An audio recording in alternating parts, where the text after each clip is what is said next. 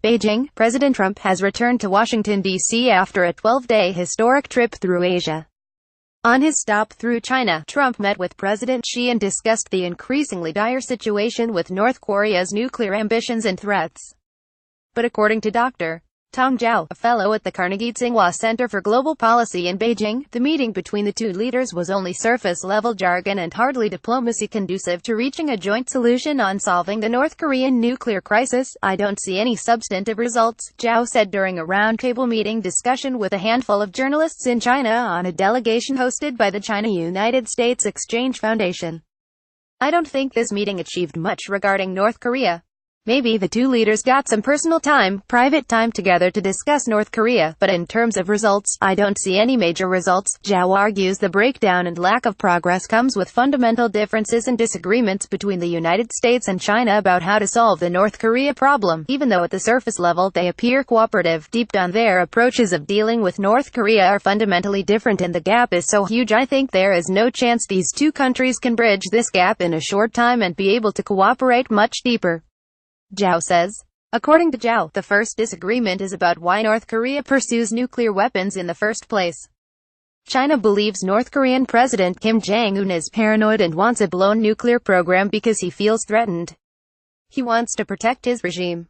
The more Kim Jong-un feels backed into a corner, the more provocative he will become. The U.S., from the China side, is perceived as believing North Korea doesn't need nuclear weapons because the regime has plenty of artillery power to protect the regime, and that Kim Jong-un is pursuing a nuclear program for expansionist reasons.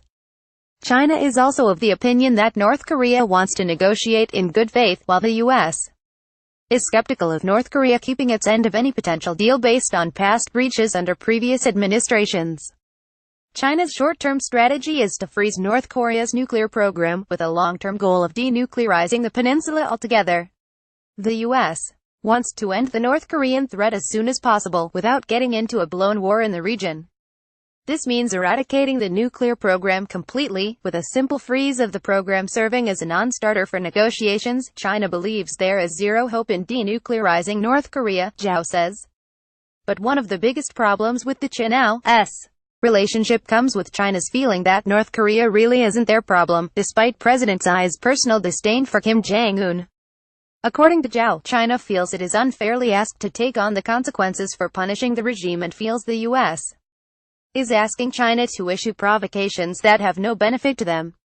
In fact, economic provocation only puts China on North Korea's map as a target for its missiles.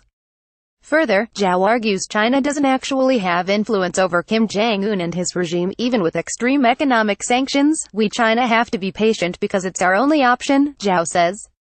As far as any hope for a solution to moving forward, Zhao suggests open and direct communications between the United States and North Korea, rather than through intermediaries which further complicate delicate diplomatic negotiations. The U.S. and China must get past the surface of diplomacy and properly negotiate around fundamental differences. "There has been no deep discussion on fundamental disagreements," Zhao says. "It is really important the United States and North Korea talk directly.